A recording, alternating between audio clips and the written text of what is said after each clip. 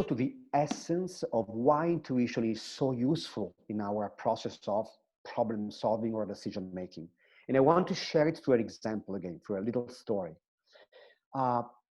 It was about a CEO of a multinational company who came in a session where we were using systemic constellation, which is something similar to the mapping 4D used in MIT. So again, it works through a representation, a 3D representation of a situation. And the problem of the CEO was, I have probably to fire my CFO because I see he has not enough skills to fill that role. I have a problem. I don't know if I must give him more time to practice. I don't know whether I have to hire someone, some other people into their office to give him some help. I don't know if I just have to change that person, okay? But I have a big problem with financial management in my company. So, and CFO is my problem. That was the story he brought to the session. Then we asked him to create, using other people that were present, to recreate all the divisions, the roles in the company, and also to put in place a person who was representing that CFO.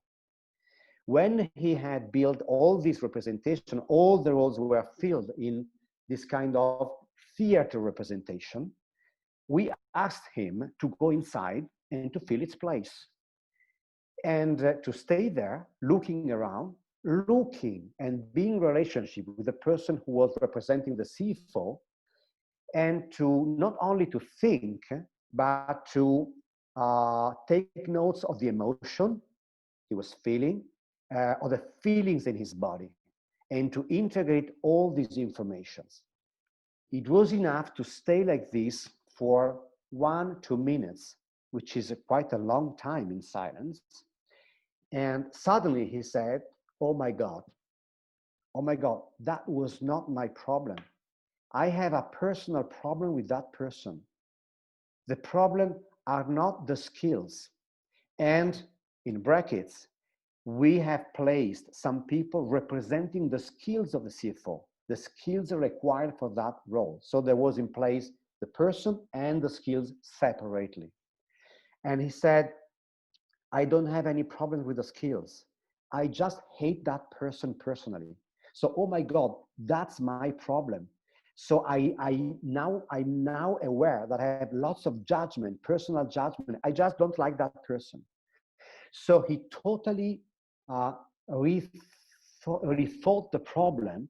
There was a kind of reconfiguration of the problem, a reframing of the problem, because now the solution was about putting someone in between, another manager, which could have been an intermediary role between the CEO and the CFO. This is an example that really teaches that, you know, intuition is not about founding the idea which is a genius idea. Maybe big artists can do that.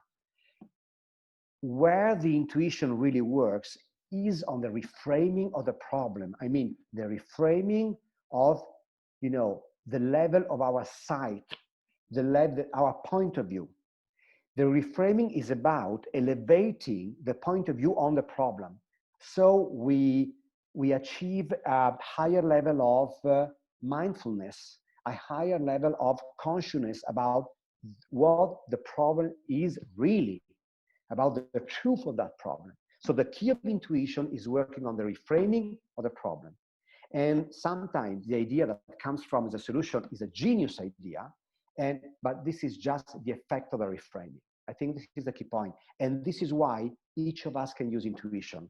You are not needed to be an artist, a big creative in advertising agencies, or a genius. Not at all. Each of us can use intuition.